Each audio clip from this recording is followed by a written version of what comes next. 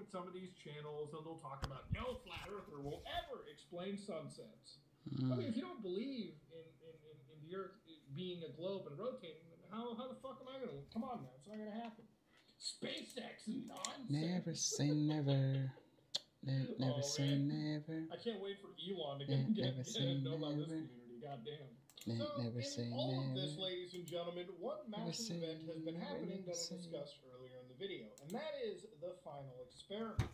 So, the brainchild behind the final experiment was a pastor known as Will Duffy, who decided, hold on a minute, I'm not sure if I can play this while I'm streaming on YouTube. It's not like I'm showing the screen, you know, I'm just watching something while I wait. We've got flat earthists and globe heads. How do we find a way to make sure we can have one experiment that will either prove one side and completely disprove the other?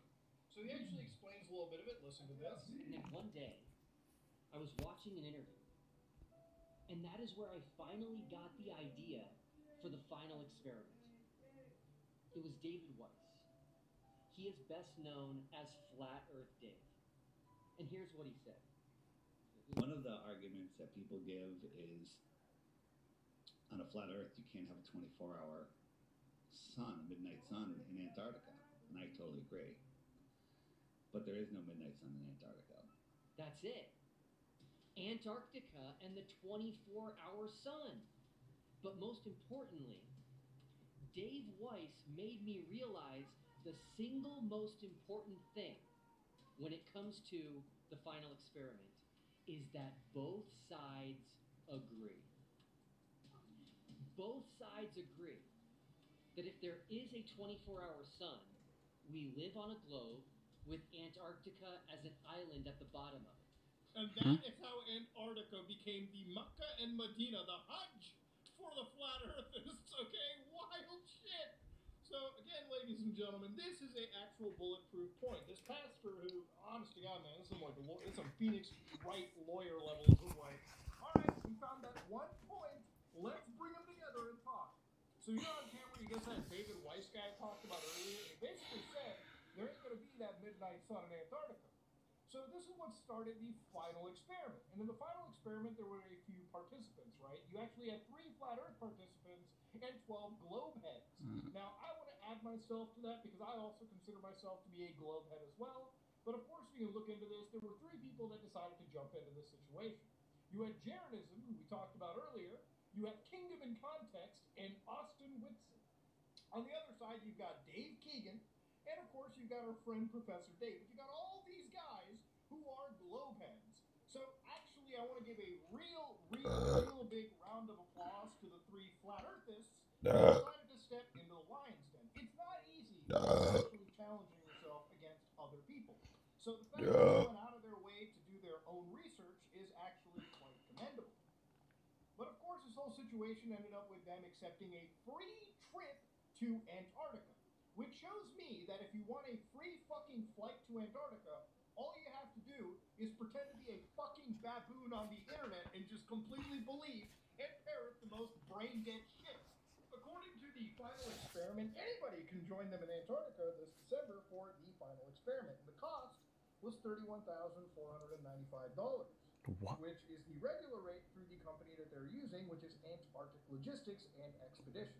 Again, one of the big discussions was nobody can go to Antarctica because the fucking government blocks you off. Not true at all, actually, because anybody can go as long as they have the money to go there. As far as my understanding is, I don't think any country has any hold on Antarctica, and most of the stuff there is basically for scientific research. But yeah, these people ponied up the money, or at least in the case of the flat earthists, they decided that they were just going to go on the goodwill of Will Duffy. So again, some of these individuals decided to crowdfund their adventure, some even self-funded. But in a lot of these situations, even some of the globe heads decided to take this free trip. I mean, at the end of the day, if someone's giving me a free $30,000 trip to go to Antarctica to shoot a fucking sun, I'm going to do it, okay? God damn, that is a once-in-a-lifetime opportunity. I mean, at least just go for the... That sounds fun. Even if you're going to take the biggest L of your life, at least... That sounds exciting. Dude, how many YouTubers start a career on this platform and be able to make any money, let alone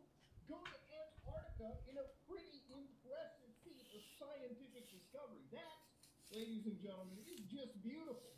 And if you're looking at the time-lapse of it, this is what a midnight sun looks like.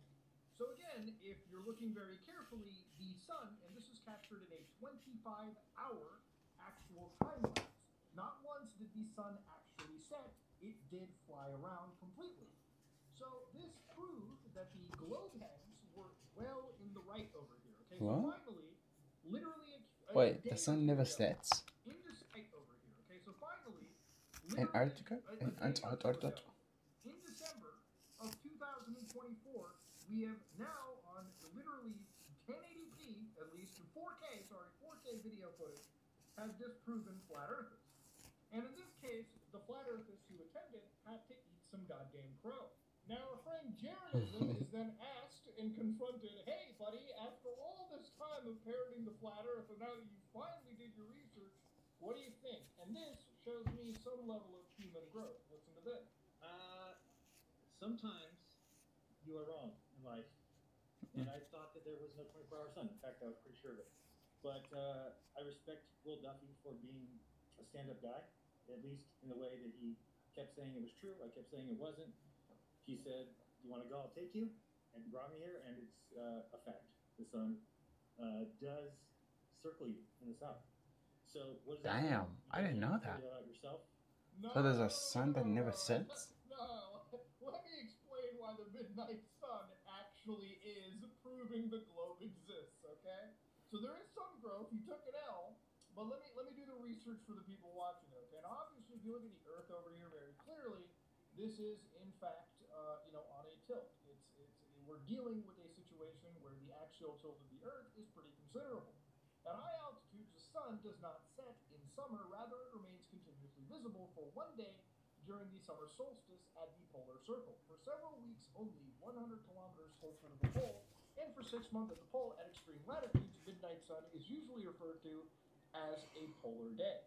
Again, if the Earth was this flat model you guys were saying, we would have seen the sun set. But instead, the Earth is in fact spinning, and that is why the sun was a midnight sun, quote unquote, which is why it never actually set. So yeah, let's not, tell people to not, like, at least if you're gonna take the L, just say, bro, the Earth is actually fucking round. Simple as that. But at the end of all this, the thing that comes out of this is even if you try to disprove individuals like this, it's never enough. And that is a big, serious problem in this, right? Like, if you're looking into the flat earth community, the reality of it is like, for a lot of the people that are producing content in this sphere, they don't care necessarily about what the truth really is. A lot of these communities, and from my research into them, countless hours on the Discords, witnessing their debates, watching their live streams, they do not want to accept any scientific fact. In fact, if anything, they jump into a lot of these footage, a lot of these like pieces of information, and without actually understanding how to use the science that they should know, because they're parroting this as like experts, quote on in this field, or at least people who are more knowledgeable than the average person, quote unquote, then this is a situation where like you need to be able to understand how to read things like fucking aviation charts. You need to be able to understand why these photos aren't CGI, why a lot of these Earth photos aren't necessarily computer generated imagery. But you're never ever going to get that. You're never going to get a level of concession, at least to the same level you saw just now. So yeah, flat earthers decide to go out and actually end up proving that the Earth was flat, only to realize very quickly that the Earth is round. And so for a lot of the people that are actually in this entire group, and look, when they asked a bunch of these like flat earthers, a good chunk of them denied. David Weiss denied a free trip. Eric Dubé denied a free trip. I mean, could you imagine why somebody would think that they should deny any free trip to Antarctica? Unless they know clearly that them going and being proven wrong, which is a very, very high likelihood of this happening, that is going to kill the grift entirely. So now, instead of, basically going on this one point and the midnight sun would prove that the Earth is actually round, I guess at this point it's about goalpost shifting. And in the Interesting. coming days, you'll probably see people move those goalposts, shift them around, and come up with some new bullshit. But today, at least, or in the last 2 days, I think for the most normie crowd out there, at least it's understood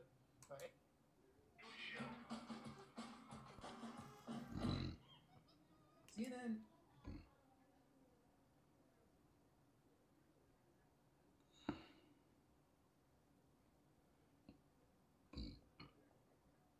Oh, there's a what? Area. And then, unfortunately, we need to talk about how a teen shooter killed two people at a pre-K through 12 Abundant Life Christian School in Madison, Wisconsin yesterday. With reports initially claiming that around 11 a.m., a second grader at Abundant High called 911 to report a shooting, with officers then dispatched. Police clarifying today that that wasn't entirely correct. It was actually a second grade teacher. But anyway, within minutes, the first officers rolled up, and by 11:05, they reported that the shooter was down and a gun had been recovered. But then later reported that the evidence suggested the shooter took their own life. Then by 11:30, the gun had been What happened?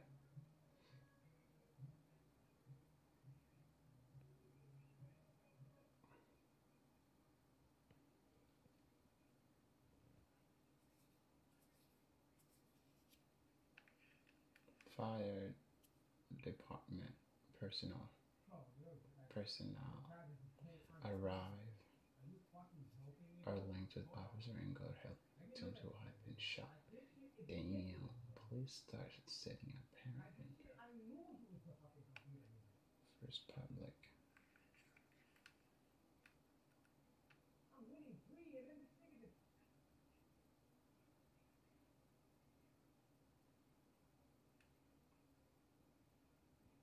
Bomb dogs are brought in Thursday, being treated as a school begin to be transported. recovered. Then later reported that the evidence suggested the shooter took their own life. Then by 11:30, with officers and bomb-sniffing dogs clearing the building, and the injured have been taken off to the hospital. Which on that note, 6 were injured, 2 of which were students that, as of this morning, are in critical condition. And outside of the shooter, 2 people have died, with one being a teacher and the other a student. And all of this is we still do not know the identities of the victims while the police inform their families. But with that said, we've slowly been getting a clearer picture of what happened thanks to updates from the local police chief, Sean Barnes. Right, yesterday, we learned that the shooter was a 15-year-old girl and a student at Abundant Life, and that the shooting was confined to a study hall with a mix of students from different grades. Also, reportedly, the gun used was a 9mm handgun, and the ATF is currently trying to figure out exactly where it came from. And this is the Madison police who are investigating the shooter's parents, who are reportedly cooperating. But the police specifically looking at whether the parents owned the gun that was used in the shooting. And Barnes saying, we also want to look at if the parents may have been negligent. And that's a question that we'll have to answer with our district attorney's office. 15 years old? That does not Damn. appear to be the case. Now, as far as the motive, that still is officially unclear, though the shooting was reportedly planned in advance. So, for example, CNN saying that a source told them that the shooter had been struggling, which she expressed in writings that the police are currently reviewing, which was also confirmed by Barnes this morning, who said, we've been made aware of a manifesto, if you want to call it that, or some type of letter that's been posted by someone who alleged to be her friend. We haven't been able to locate that person yet, but that's something we're going to work on today. Now, with this, the community there has obviously been hit very hard, right? They've planned a candlelight vigil for tonight. A memorial is starting to take shape outside of the school. We've also seen news outlets interviewing members of the community, with one mother saying, it's sad, you know, to be home and then somebody call you and say your kids school in like down and shooting and you didn't know where they are. And thank God they were safe. But the trauma, it's a lot because I'm sure they lost friends and teacher, which is not okay. And I don't think they will be okay for a long time. And I'm not. Also, with all this, we've seen kind of the general aftermath that we normally see with a situation like this. Many politicians pointing to Madison today in their calls for gun control. For example, Wisconsin Representative Mark Hogan saying, I've sat through so many moments of silence on the floors of Congress that are followed by 0 moments of action. And then also adding that he even had a media appearance get canceled because the number of deaths was corrected and dropped to 2. With him saying, if that is a societal response, we are screwed. We have to do more as a society. We have to be more outraged if you drop your kid off to a school and you're not sure they're going to be safe. That's completely unacceptable, and we all need to speak out much louder. Right? And there has been a lot of conversation surrounding both the media coverage of the school shootings and the overall response to them. Right? Like with CNN specifically, they got some heat for interviewing students who were in the building at the time of the shooting. With a number of people responding by saying things like, just seen an 8-year-old girl getting interviewed about the school shooting in Madison, clearly traumatized after seeing her teacher shot. Why are you shoving a mic and camera into these babies' faces? And as a journalist, y'all need to draw the line and stop interviewing children. They don't need to relive the trauma. L for every journalist involved. With also big online commentators in the space like Hassan Piker chiming in, reacting to the CNN clip. 1 week before Christmas, a young student has been killed, a teacher has been killed. How will Madison elementary school, what? With this horrific day, an area leader will join us soon.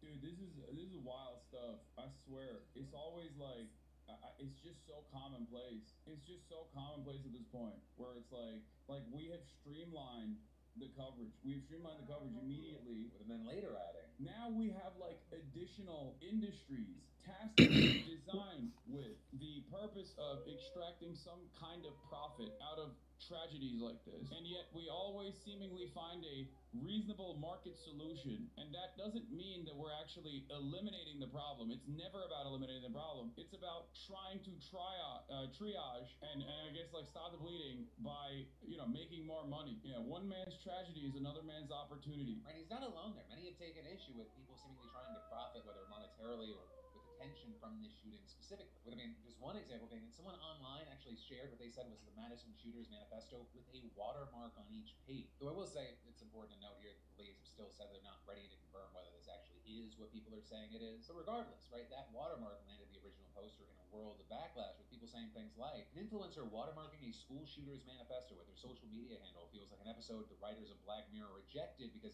they thought it was too obvious. But while we watch the public discourse play out and we wait for more information and confirmation to come in, we're on this by saying that obviously God dang it, got a couple more minutes. But then, in huge tech and non-news, we gotta talk about VO2. Because just a week after,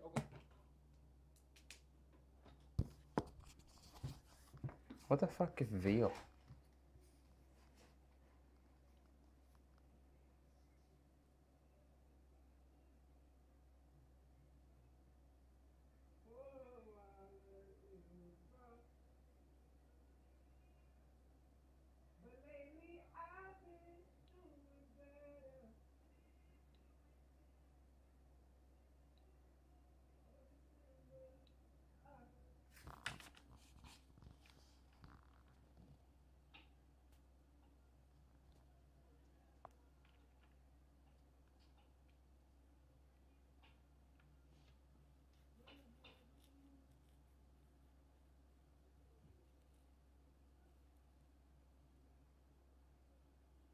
Damn.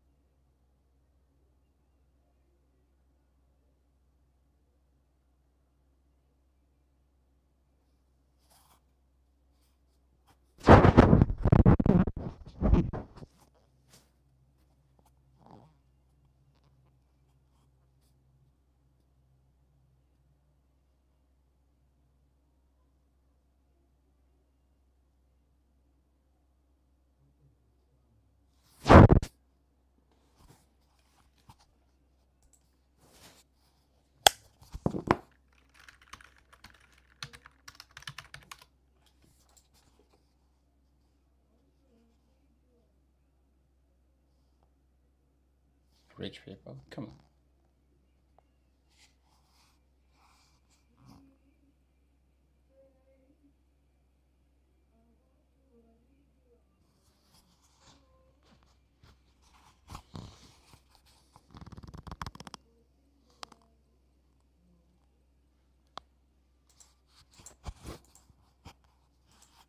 Some rich people, of course.